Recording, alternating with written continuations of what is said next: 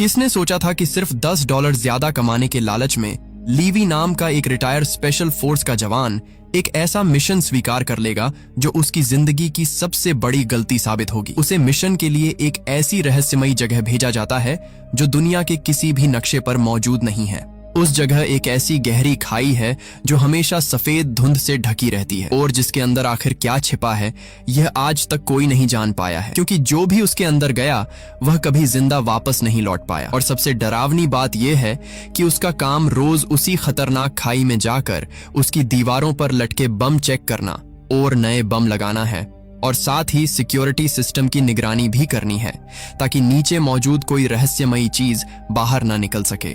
ऊपर से यह जगह पूरी तरह सुनसान दिखती है, लेकिन घाटी के दोनों तरफ भारी मशीन गनें लगी हुई हैं। यहाँ रहने, खाने और बिजली की पूरी व्यवस्था है। उसका टावर वेस्ट टावर है जो अमेरिका का है, और सामने बिल्कुल वैसा ही ईस्ट टावर बना हुआ है जो रूस का है। लेकिन यहाँ दो अजीब नियम है। पहला, सामने वाले टावर में रहने वाले सैनिक से कभी बात नहीं करनी। दूसरा, हर महीने सिर्फ एक बार हेडक्वार्टर को रिपोर्ट भेजनी है। 1 साल बाद उसकी जगह नया सैनिक भेज दिया जाएगा। उसे पता चलता है कि यह राज दूसरे विश्व युद्ध के समय से छिपाया जा रहा है, तभी से हर साल दोनों तरफ एक एक सैनिक यहाँ तैनात किया जाता है। लेकिन आखिर इस घाटी में ऐसा क्या है ये कोई नहीं बताता। जब वह बार बार पूछता है तो पुराना सैनिक बिना कुछ बोले एक बम घाटी में फेंक देता है। कुछ सेकंड बाद जोरदार धमाका होता है और फिर नीचे से किसी खौफनाक राक्षस जैसी डरावनी चीख सुनाई देती है। यह सुनकर उसके होश उड़ जाते हैं। तब पुराना सैनिक बताता है कि इन जीवों को हॉलो मैन कहा जाता है। सालों पहले 2400 सैनिकों की पूरी टीम इन्हें खत्म करने घाटी में उतरी थी, लेकिन उनमें से एक भी कभी वापस नहीं लौटा। तभी से कोई भी इस घाटी में जाने की हिम्मत नहीं करता।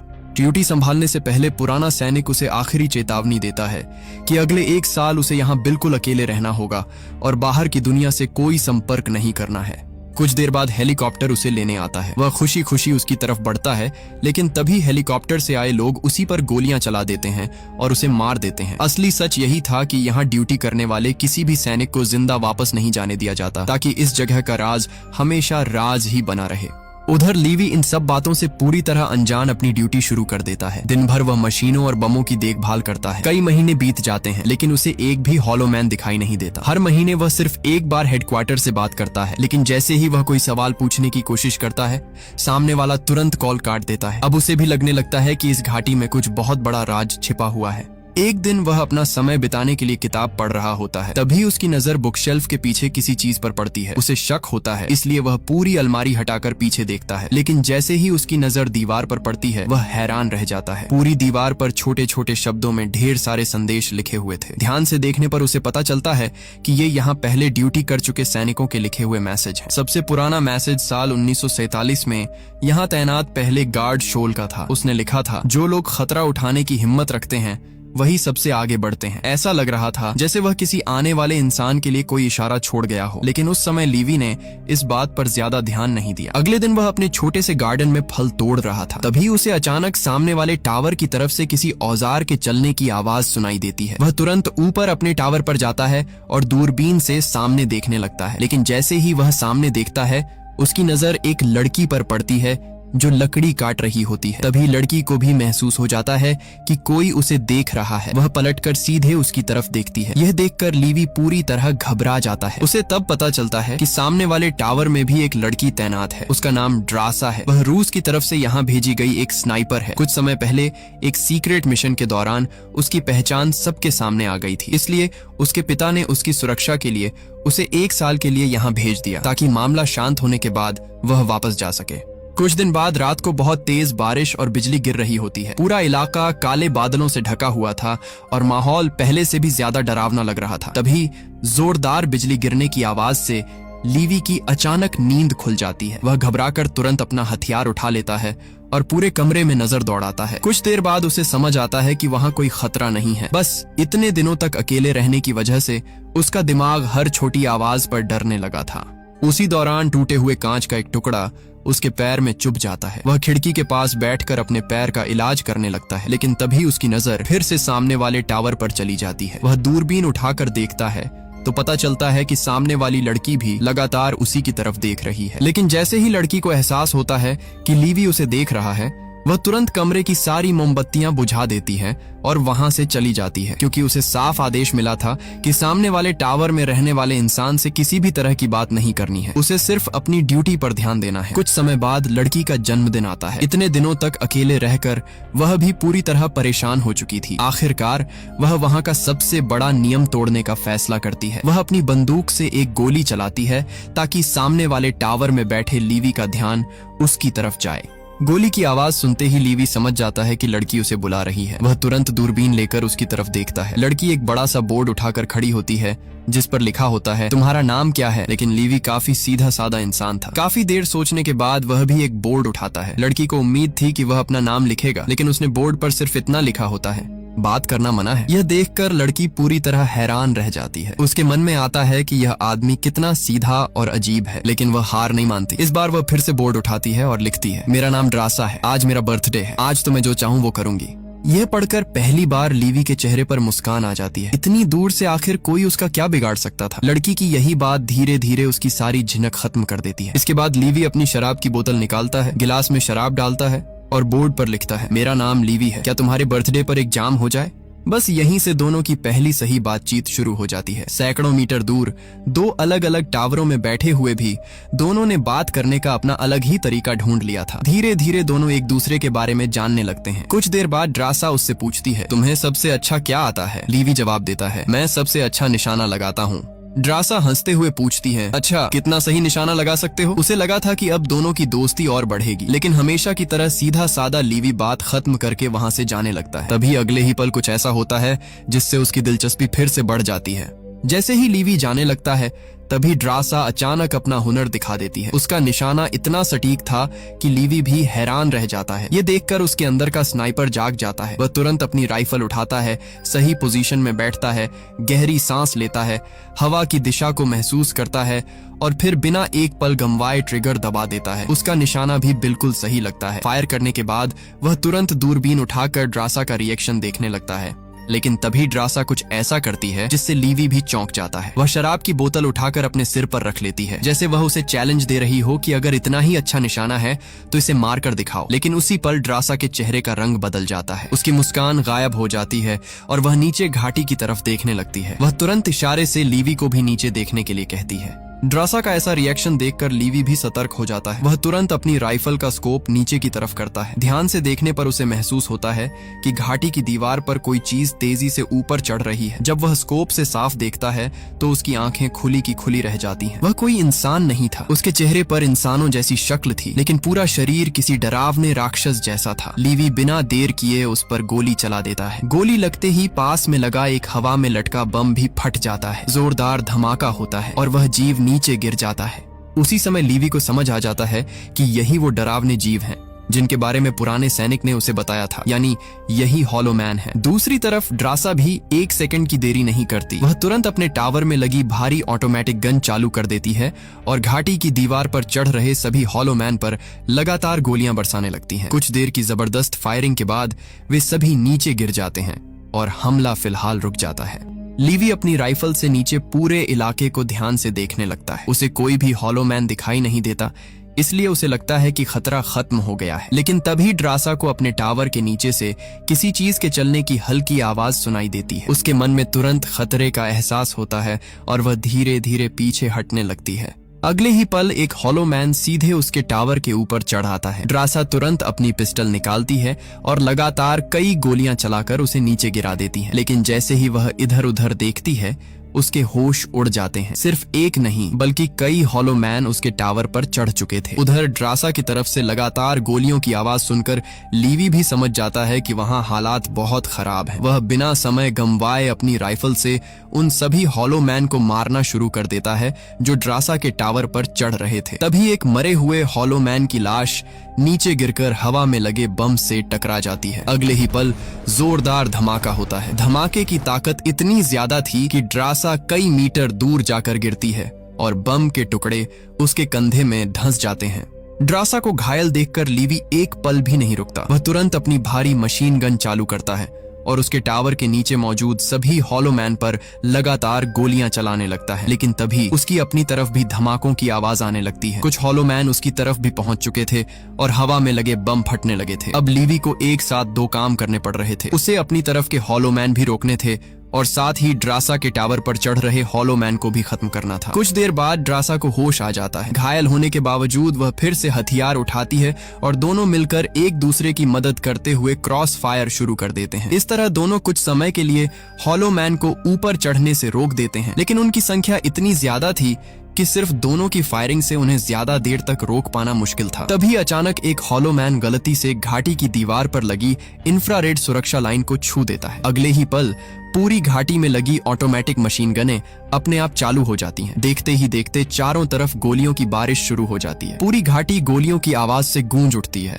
और हजारों गोलियां एक साथ हॉलो मैन पर बरसने लगती हैं। आखिरकार इसी वजह से दोनों की जान बच जाती है। यह लड़ाई पूरी रात चलती रहती है। अगली सुबह जब लीवी दूरबीन से ड्रासा को देखता है और उसे सही सलामत खड़ा पाता है, तब जाकर वह चैन की सांस लेता है। दोनों जानते थे कि रात की लड़ाई में काफी नुकसान हुआ है, इसलिए अब उन्हें फिर से पूरे सिस्टम की मरम्मत करनी होगी। अगले दिन लीवी हमेशा की तरह घाटी की दीवार पर नए हवा में लटकने वाले बम लगा रहा होता है। तभी अचानक उसकी नजर नीचे से ऊपर आती एक उड़ने वाली मशीन पर पड़ती है। वह मशीन सीधे घाटी के अंदर से निकलकर ऊपर आ रही थी। पास में लगी ऑटोमेटिक मशीन गनों ने उसे तुरंत पहचान लिया, लेकिन हैरानी की बात यह थी कि कुछ ही सेकंड बाद उन्होंने खुद ही हमला रोक दिया।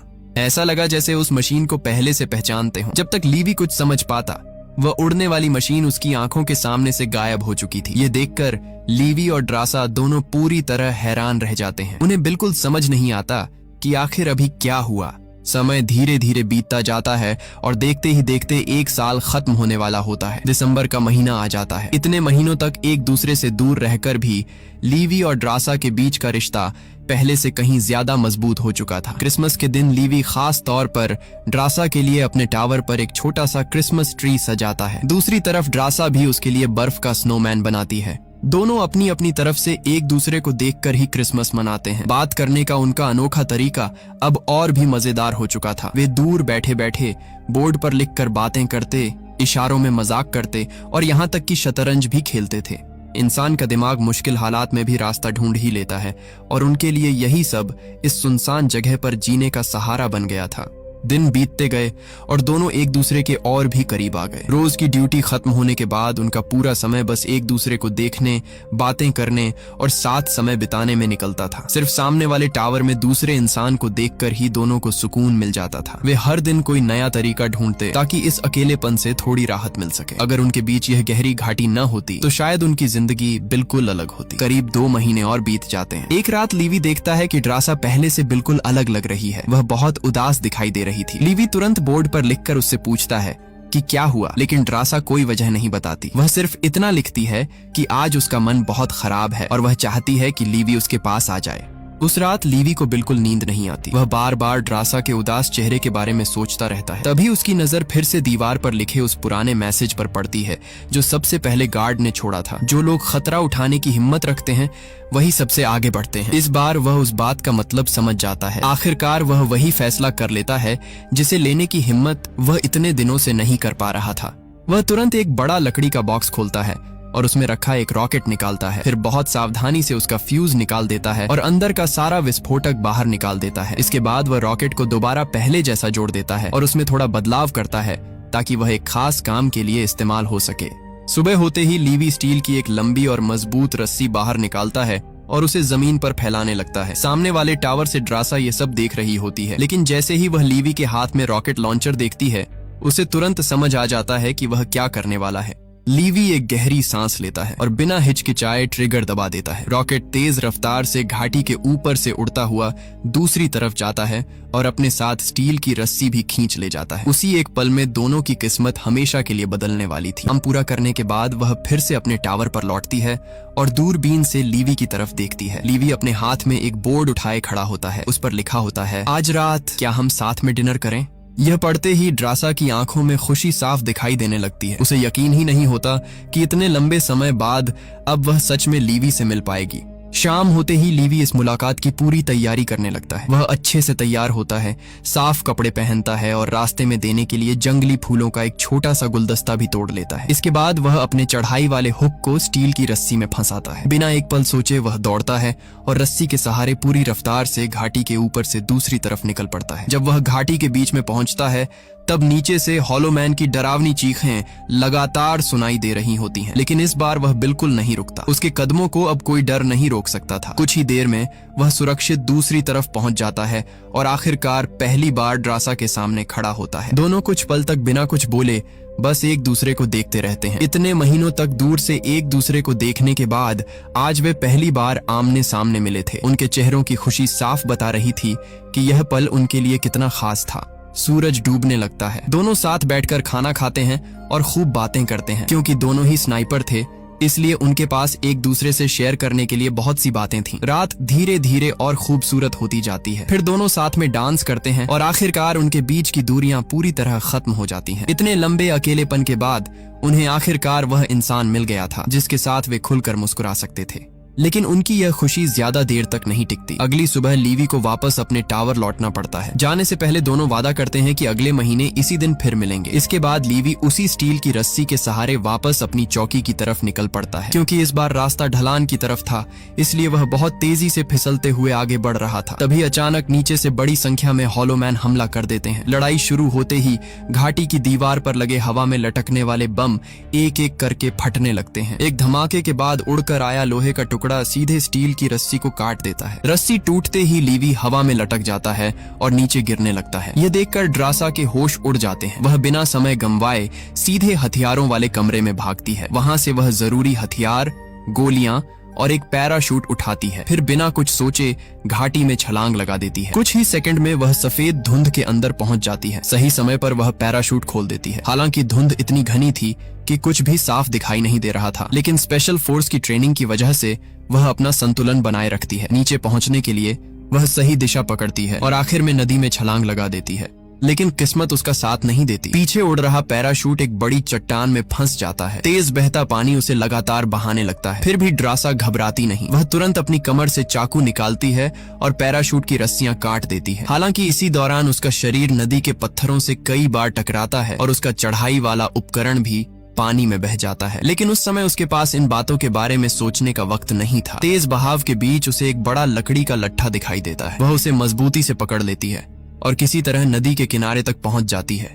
उधर लीवी भी नीचे गिरकर नहीं मरता। उसका पैराशूट पेड़ की मोटी शाखाओं में फंस जाता है और वह हवा में ही लटक जाता है। लेकिन उसकी मुश्किल अभी खत्म नहीं हुई थी। उसके ठीक ऊपर एक बहुत बड़ा डरावना जीव था जो किसी विशाल कनखजूरे जैसा दिखाई देता था। वह धीरे धीरे लीवी की तरफ बढ़ रहा था, जैसे उसे जिंदा ही खा जाना चाहता हो। उसी समय लीवी की आंख खुल जाती है। जैसे ही वह ऊपर देखता है उस राक्षस का विशाल मुंह उसकी तरफ खुल चुका होता है। वह बिना घबराए तुरंत अपनी पिस्टल निकालता है और लगातार गोलियां चलाने लगता है। गोलियों की आवाज आसपास गूंज उठती है। दूसरी तरफ नदी से बाहर निकल चुकी ड्रासा भी यह आवाज सुन लेती है। उसे तुरंत समझ आ जाता है कि लीवी किसी बड़ी मुसीबत में है। वह जितनी तेजी से हो सकती है उसी दिशा में दौड़ पड़ती है। उधर लीवी किसी तरह अपने पैराशूट की रस्सियां खोलकर नीचे जमीन पर गिर जाता है। पहले तो उसे लगता है कि अब वह बच गया है, लेकिन अगले ही पल उसे एहसास होता है कि उसका पूरा शरीर किसी अजीब और चिपचिपे पदार्थ में फंस गया है। वह जितनी कोशिश करता उतना ही उसमें धंसता जाता है। उसके आसपास जमीन से नुकीले दांतों जैसी चीजें निकलने लगती हैं, जैसे पूरा इलाका उसे जिंदा निगल जाना चाहता हो। ठीक उसी वक्त ड्रासा वहां पहुंच जाती है। वह बिना समय गंवाए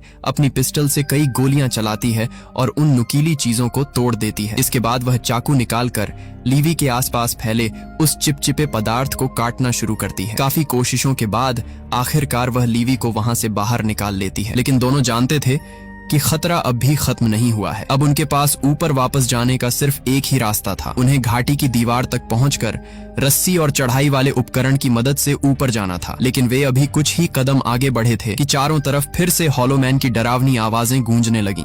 दोनों तुरंत अपने हथियार संभाल लेते हैं। अचानक दो हॉलो मैन अलग अलग दिशाओं से उन पर टूट पड़ते हैं और दोनों को एक दूसरे से अलग कर देते हैं। तभी उन्हें समझ आता है कि ये जीव सिर्फ ताकतवर ही नहीं बल्कि काफी चालाक भी हैं। वे मिलकर हमला कर रहे थे। लीवी तुरंत ड्रासा की मदद के लिए बढ़ता है, लेकिन एक हॉलो मैन उसे जोर से धक्का मारकर दूर फेंक देता है। शुरुआत में दोनों उनके हमलों का सही जवाब नहीं दे पाते, लेकिन कुछ देर लड़ने के बाद उन्हें इन जीवों का तरीका समझ आने लगता है।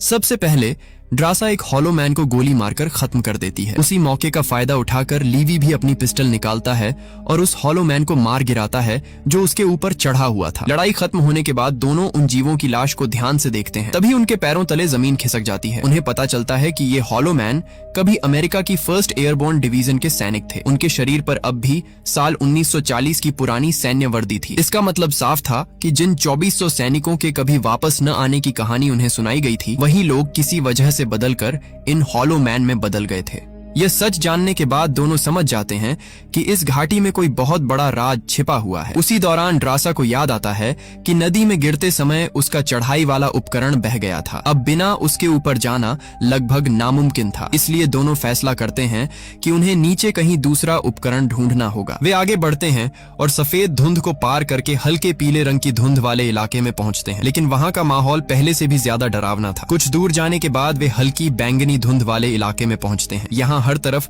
सूखे पेड़ों की टहनियों में इंसानों के कंकाल फंसे हुए थे। हर शाखा पर लटकी खोपड़ियां देखकर ऐसा लगता था जैसे मरने से पहले उन्होंने बहुत दर्द सहा हो। ऐसा लग रहा था जैसे उन पेड़ों ने ही उन्हें अपने अंदर समा लिया हो। आगे चलते चलते वे एक सुनसान शहर के किनारे पहुंच जाते हैं। पूरा शहर ऐसा लग रहा था जैसे कई साल पहले ही खत्म हो चुका हो। सूखी बेलों और पेड़ों की जड़ें इमारतों को चारों तरफ से जकड़े हुए थीं। सड़कों पर जगह जगह बड़ी बड़ी दरारें थीं, जैसे कभी यहाँ बहुत बड़ा भूकंप आया हो। तभी एक बार फिर हॉलो मैन की डरावनी आवाजें सुनाई देती हैं। उनसे बचने के लिए दोनों जल्दी से पास बने एक पुराने चर्च के अंदर घुस जाते हैं, लेकिन अंदर का नजारा देखकर दोनों सन्न रह जाते हैं। चर्च का अंदर वाला कमरा बंद था और वहाँ दर्जनों लाशें पड़ी थीं। हैरानी की बात यह थी कि उन लोगों के शरीर पर पेड़ों या बेलों का कोई असर नहीं था। जांच करने पर उन्हें समझ आता है कि उन सभी लोगों ने जहर खाकर अपनी जान दी थी। यह देखकर दोनों समझ जाते हैं कि अगर लोगों ने खुद मरना चुना था तो इसका मतलब बाहर घूम रहे हॉलो मैन से भी ज्यादा खतरनाक कोई चीज इस जगह पर मौजूद है। तभी ड्रासा को अपने सिर के ऊपर कुछ हलचल महसूस होती है। वह तुरंत टॉर्च जलाकर ऊपर रोशनी डालती है। जैसे ही रोशनी ऊपर पहुंचती है, दोनों की सांसें रुक जाती हैं। छत पर इंसानी खोपड़ियों से बने मकड़ी जैसे डरावने जीव लटके हुए थे। उनका आकार भले छोटा था, लेकिन उनकी संख्या इतनी ज्यादा थी कि अगले ही पल वे दोनों पर टूट पड़ते हैं। कुछ ही सेकंड में उन खोपड़ी जैसी मकड़ियों ने चारों तरफ से लीवी और ड्रासा पर हमला कर दिया। उनकी संख्या इतनी ज्यादा थी कि दोनों के लिए उनसे बचना मुश्किल हो गया। दोनों लगातार गोलियां चला रहे थे, लेकिन जितनी मकड़ियां मरती उससे कहीं ज्यादा उनकी तरफ बढ़ती चली आ रही थीं। इतने खतरनाक हालात का सामना करने के बाद भी दोनों हार नहीं मानते और पूरी ताकत से लड़ते रहते हैं। उन्हें लगा कि अगर वे जल्दी से चर्च के बाहर निकल जाएं तो शायद बच सकते हैं, लेकिन जैसे ही वे दरवाजे की तरफ बढ़ते हैं, अचानक 3 हॉलो मैन अंदर घुस आते हैं और बिना एक पल गंवाए उन पर हमला कर देते हैं। अब दोनों आगे से हॉलो मैन और पीछे से खोपड़ी वाली मकड़ियों के बीच फंस चुके थे।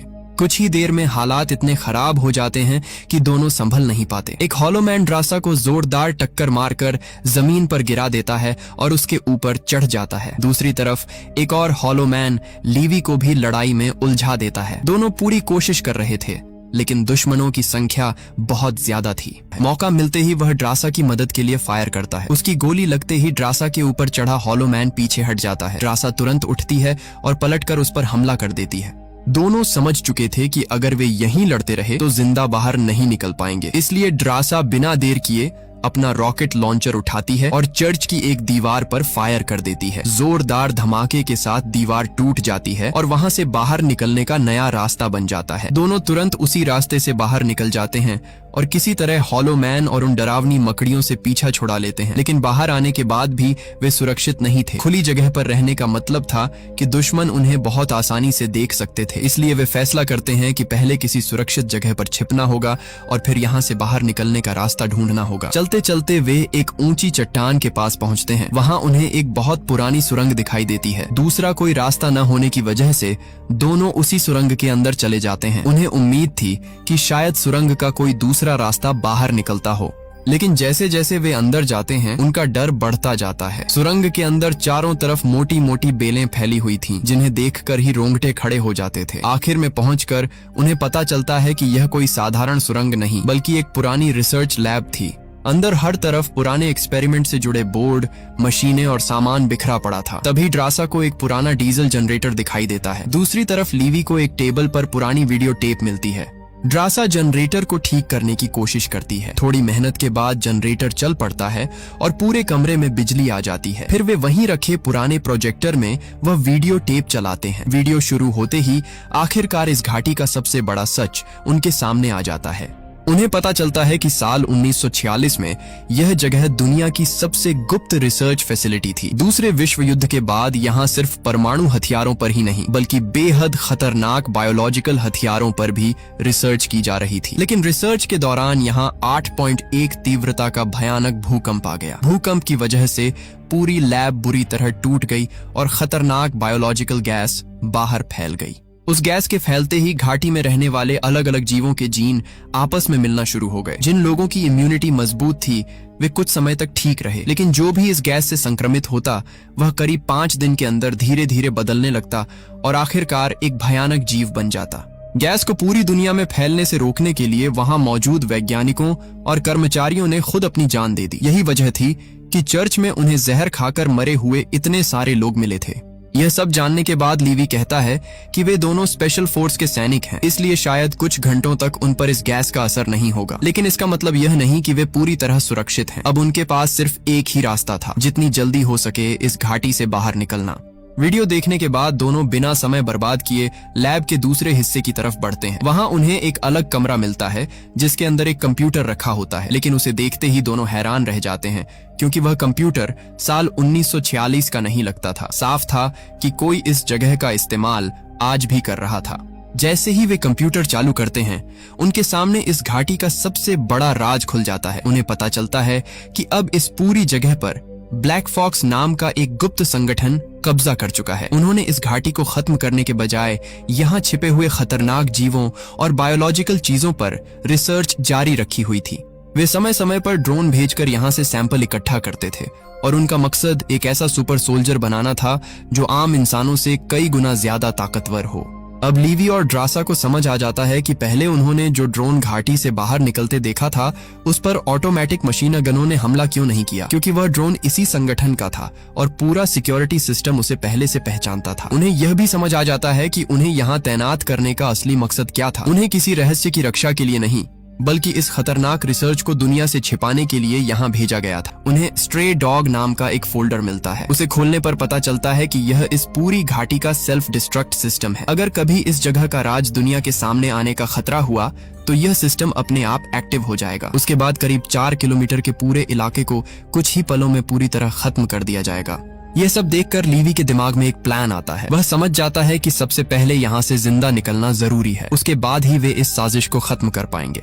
दोनों वहां से निकलने की तैयारी करने लगते हैं, लेकिन तभी ड्रासा को एहसास होता है कि उसका बैग गायब है। वह तुरंत इधर उधर देखने लगती है, लेकिन बैग कहीं नहीं मिलता। तभी लीवी कहता है कि शायद हॉलो मैन उसे उठा ले गए हैं। इसका मतलब साफ था कि वे सिर्फ जंगली राक्षस नहीं थे, बल्कि उनमें अब भी थोड़ी बहुत समझ बाकी थी। दोनों सावधानी से बाहर निकलते हैं। बाहर आते ही उन्हें कुछ दूरी पर ड्रासा का बैग जमीन पर रखा दिखाई देता है। हैरानी की बात यह थी कि वहां कोई हॉलो मैन नजर नहीं आ रहा था। सुरक्षा के लिए वे पहले कुछ स्मोक ग्रेनेड फेंकते हैं ताकि अगर कोई आसपास छिपा हो तो उन्हें साफ न देख सके। धुएं का फायदा उठाकर ड्रासा धीरे धीरे बैग की तरफ बढ़ती है, लेकिन जैसे ही वह बैग उठाती है उसी पल जाल एक्टिव हो जाता है। उसके पैर में अचानक एक फंदा कस जाता है और अगले ही सेकंड वह हवा में घसीटी जाने लगती है। सामने एक हॉलो मैन घोड़े पर बैठा था जो उसे तेज रफ्तार से खींच कर ले जा रहा था। यह देखकर लीवी बिना सोचे उसके पीछे दौड़ पड़ता है। रास्ते में ड्रासा कई बार चाकू निकालकर रस्सी काटने की कोशिश करती है, लेकिन घोड़ा इतनी तेज भाग रहा था कि उसे एक भी मौका नहीं मिलता। उल्टा वह कई पेड़ों और चट्टानों से टकराती हुई बुरी तरह घायल हो जाती है। आखिरकार एक जोरदार टक्कर लगने के बाद वह बेहोश हो जाती है। लीवी उसके पीछे पीछे दौड़ता रहता है। जमीन पर बने घसीटने के निशानों को देखते हुए वह उनका पीछा करता है और आखिरकार एक नए इलाके में पहुंच जाता है। यहाँ चारों तरफ हल्की लाल धुंध फैली हुई थी। सामने से लगातार लाल रंग का जहरीला धुआं निकल रहा था। ऐसा लग रहा था जैसे यही वह जगह हो जहां कभी बायोलॉजिकल हथियार बनाए गए थे। उधर ड्रासा को हॉलोमैन मारते नहीं हैं। वे उसे एक जगह बांधकर लटका देते हैं। कुछ देर बाद उनमें से एक उसके शरीर में फंसी लकड़ी जैसी नुकीली चीज निकाल देता है। दर्द की वजह से ड्रासा की आंखें खुल जाती हैं। मौका मिलते ही वह पूरी ताकत से उस हॉलोमैन पर हमला कर देती है। लेकिन वह पहले से घायल थी, इसलिए ज्यादा देर तक उसका सामना नहीं कर पाती। हॉलो मैन लगातार उस पर हमला करता है और ड्रासा को पीछे हटना पड़ता है। अपनी जान बचाने के लिए वह इधर उधर बचते हुए लड़ती रहती है। तभी उसे पास में एक जलती हुई मशाल दिखाई देती है। वह तुरंत उसे उठा लेती है और उसी से पलटकर हमला कर देती है। उसी समय लीवी भी वहां पहुंच जाता है। वह बिना देर किए गोली चलाता है और उस हॉलो मैन को मार गिराता है। जब दोनों उसके चेहरे को ध्यान से देखते हैं तो उनके होश उड़ जाते हैं। वह कोई और नहीं बल्कि 1947 में यहाँ तैनात पहला गार्ड कैप्टन शोल था। यानी जो इंसान कभी इस जगह की रखवाली करता था वही अब खुद एक हॉलो मैन बन चुका था। इसका मतलब साफ था कि वह कभी इस घाटी से बाहर निकल ही नहीं पाया था। यह सच जानकर दोनों कुछ पल के लिए पूरी तरह सन्न रह जाते हैं, लेकिन वहां रुकना मौत को बुलाने जैसा था, इसलिए वे तुरंत वहां से निकलने का फैसला करते हैं। अब लीवी और ड्रासा उस पुराने मिसाइल लॉन्चिंग एरिया के नीचे खड़े थे। वहां से बाहर निकलने का सिर्फ एक ही रास्ता था, ऊपर की तरफ चढ़ना। इसलिए दोनों बिना देर किए आगे बढ़ने लगते हैं। लेकिन कुछ ही कदम चलने के बाद उनके सामने ऐसा नजारा आता है जिसे देखकर दोनों के होश उड़ जाते हैं। बायोलॉजिकल गैस लीक होने की वजह से सिर्फ इंसान ही नहीं बल्कि वहां मौजूद बाकी जीव भी बुरी तरह बदल चुके थे। पूरा इलाका किसी डरावने सपने जैसा लग रहा था। वहां मौजूद अजीब अजीब जीव एक दूसरे से जुड़े हुए थे और उनके शरीर से हल्की चमक निकल रही थी। दूर से देखने पर वे इंसानों जैसे दिखाई देते थे। पूरे इलाके में उनकी अजीब आवाजें लगातार गूंज रही थीं। दूसरी तरफ जाने के लिए लीवी और ड्रासा को इन्हीं जीवों के बीच से होकर गुजरना पड़ता। दोनों बहुत संभल कर कदम बढ़ा रहे थे, लेकिन तभी ड्रासा का पैर गलती से उनमें से एक जीव के शरीर पर पड़ जाता है। उसी पल वहां फैली बेलें अचानक जिंदा हो जाती हैं और उसकी टांगों से लिपट जाती हैं। देखते ही देखते वे उसे अपनी तरफ खींचने लगती हैं। ड्रासा को मुसीबत में देखकर लीवी तुरंत उसकी मदद के लिए दौड़ता है। वह अपना चाकू निकालकर उन बेलों को काट देता है और किसी तरह ड्रासा को छुड़ा लेता है। लेकिन उनकी इस हरकत से वहां मौजूद बाकी सभी जीव भी एक्टिव हो जाते हैं। पूरा इलाका अचानक हरकत करने लगता है। स्थिति को बिगड़ते देखकर ड्रासा बिना देर किए अपना रॉकेट लॉन्चर उठाती है और एक गोला दाग देती है। जोरदार धमाके के साथ वहां आग फैल जाती है। आग लगते ही वे डरावने जीव और बेलें जलने लगती हैं। मौका मिलते ही दोनों तेजी से भागते हैं और सामने बनी सीढ़ियों तक पहुंच जाते हैं। फिर वे पूरी ताकत लगाकर ऊपर चढ़ जाते हैं। जब दोनों आखिरकार ऊपर जमीन पर पहुंचते हैं तो वहां उन्हें कई बड़े बड़े गोदाम दिखाई देते हैं। वे उनमें से एक गोदाम का दरवाजा खोलते हैं। अंदर उन्हें कई पुरानी सैन्य जीपें खड़ी मिलती हैं। लीवी ध्यान से उन्हें देखता है और समझ जाता है कि इन गाड़ियों का इंजन और ताकत इतनी अच्छी है कि इन्हें चढ़ाई के लिए इस्तेमाल किया जा सकता है। थोड़ी मेहनत के बाद वे उनमें से एक जीप स्टार्ट करने में कामयाब हो जाते हैं। अब उनके पास भागने का एक साधन था। वे जीप लेकर तेजी से उस इलाके से निकलने लगते हैं। रास्ते में उन्हें स्ट्रे डॉग प्रोजेक्ट से जुड़ी मिसाइल भी दिखाई देती है, लेकिन फिलहाल उनका सिर्फ एक ही मकसद था, किसी भी तरह इस घाटी से बाहर निकलना। कुछ देर बाद वे घाटी के किनारे पहुंच जाते हैं, जहां पहले लगी स्टील की रस्सी अब टूटी हुई लटक रही थी। लीवी तुरंत उस रस्सी को जीप से मजबूती से बांध देता है ताकि गाड़ी की ताकत से ऊपर चढ़ा जा सके। लेकिन तभी हॉलो मैन को उनकी भनक लग जाती है। देखते ही देखते बड़ी संख्या में वे उनकी तरफ दौड़ पड़ते हैं। ड्रासा तुरंत हथियार उठाकर उन्हें रोकने लगती है ताकि लीवी अपना काम पूरा कर सके। दोनों एक दूसरे का साथ देते हुए धीरे धीरे जीप को ऊपर चढ़ाने लगते हैं। हालांकि यह तरीका थोड़ा अजीब जरूर था, लेकिन किसी तरह काम कर रहा था। जीप रस्सी के सहारे धीरे धीरे ऊपर बढ़ने लगती है और दोनों भी उसके साथ चढ़ते जाते हैं। वे कई परतों वाली धुंध को पार कर लेते हैं। अब वे लगभग बाहर निकलने ही वाले थे, लेकिन तभी नीचे से हॉलो मैन फिर उन तक पहुंच जाते हैं। उनमें से एक अचानक लीवी पर हमला कर देता है। यह देखकर ड्रासा तुरंत आगे बढ़ती है और जोरदार लात मारकर उस हॉलो मैन को नीचे गिरा देती है। लेकिन दुश्मनों की संख्या लगातार बढ़ती जा रही थी। वे दोनों पर चारों तरफ से टूट पड़े। अब दोनों के पास गोलियों से ज्यादा भरोसा अपने चाकू और बाकी हथियारों पर था। स्पेशल फोर्स की ट्रेनिंग की वजह से वे कई हॉलो मैन को मार गिराते हैं, लेकिन उनकी संख्या कम होने का नाम ही नहीं ले रही थी। लड़ाई के दौरान एक हॉलो मैन ड्रासा का गला पकड़ लेता है। कुछ सेकंड के लिए उसकी सांस रुक जाती है, लेकिन वह समय रहते जीप का शीशा तोड़ देती है, जिससे वह हॉलो मैन अपना संतुलन खोकर नीचे गिर जाता है। उधर लीवी जीप के आगे वाले हिस्से तक पहुंचने की कोशिश कर रहा था, तभी एक और हॉलो मैन उस पर झपट पड़ता है। लीवी गिर तो जाता है, लेकिन आखिरी समय पर जीप में लगी लोहे की रॉड पकड़ लेता है। अगर उसका हाथ छूट जाता तो वह सीधा घाटी में गिर जाता। अब हालात पूरी तरह हाथ से निकलते जा रहे थे। चारों तरफ से हॉलो मैन लगातार हमला कर रहे थे। तब लीवी एक बड़ा फैसला लेता है। वह अपना चाकू निकालकर जीप का फ्यूल टैंक फाड़ देता है। फिर जल्दी से ऊपर चढ़ता है, आग जलाने वाली स्टिक जलाता है और उसे नीचे फेंक देता है। अगले ही पल नीचे आग की बड़ी लपटें उठने लगती हैं। कई हॉलो मैन उसी आग में फंस जाते हैं। तभी जोरदार धमाके के साथ जीप भी फट जाती है। धमाके की वजह से लीवी की टांग में चोट लगती है, लेकिन उसकी जान बच जाती है। आखिरकार दोनों किसी तरह ऊपर मजबूत जमीन तक पहुंच जाते हैं। वहां पहुंचते ही ड्रासा तुरंत रस्सी काट देती है ताकि कोई हॉलो मैन उनका पीछा करके ऊपर ना आ सके। फिर दोनों आखिरी चढ़ाई पूरी करके घाटी से बाहर निकल आते हैं। इतनी भयानक घटनाओं से गुजरने के बाद दोनों का रिश्ता पहले से भी ज्यादा मजबूत हो चुका था। अब उन्होंने फैसला कर लिया था कि इस घाटी का यह खतरनाक राज हमेशा के लिए खत्म करना होगा, ताकि आगे कभी किसी और को यहाँ आकर अपनी जान न गंवानी पड़े। घाटी से बाहर निकलने के बाद लीवी और ड्रासा ने फैसला कर लिया कि अब इस जगह को हमेशा के लिए खत्म करना होगा। उन्होंने पूरी प्लानिंग बनाई। अपने अपने टावर पर लौटने से पहले लीवी ने ड्रासा से कहा कि अगर अगले 5 दिनों तक उन दोनों में संक्रमण के कोई लक्षण नहीं दिखे तो इसका मतलब होगा कि वे उस जहरीली गैस से संक्रमित नहीं हुए हैं।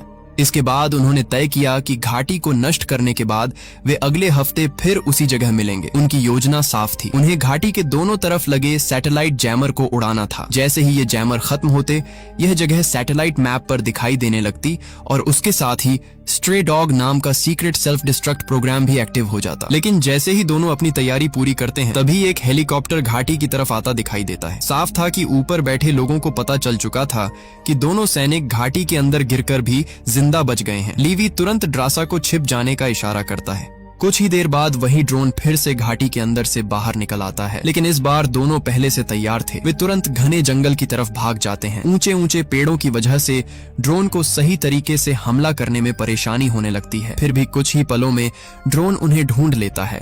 ड्रोन की फायरिंग से एक बड़ा पेड़ टूटकर सीधे लीवी के ऊपर गिर जाता है, लेकिन वह तुरंत अपनी पिस्टल निकालता है और ड्रोन पर लगातार गोलियां चलाता है। काफी कोशिश के बाद पहला ड्रोन गिराने में कामयाब हो जाता है।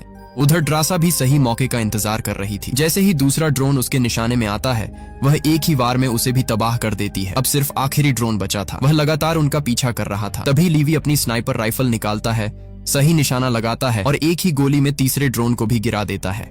इसके बाद दोनों तेजी से भागते हुए घाटी से 4.2 किलोमीटर दूर तय जगह पर पहुंच जाते हैं। प्लान के मुताबिक ड्रासा को पश्चिम वाले सैटेलाइट जैमर को उड़ाना था और लीवी को पूर्व वाले जैमर को। तय समय होते ही दोनों एक साथ ट्रिगर दबाते हैं। पहले दोनों सैटेलाइट जैमर में जोरदार धमाका होता है। फिर उन धमाकों से पहले से बिछाई गई विस्फोटकों की लाइन एक्टिव हो जाती है। कुछ ही सेकंड में एक के बाद एक सभी जैमर उड़ जाते हैं। दूसरी तरफ इस पूरे ऑपरेशन को देख रहे अधिकारी समझ जाते हैं कि अब सब कुछ खत्म होने वाला है, लेकिन तब तक बहुत देर हो चुकी थी। स्ट्रे डॉग प्रोग्राम एक्टिव हो चुका था। अब वहां मौजूद हर किसी के पास सिर्फ 2 मिनट थे।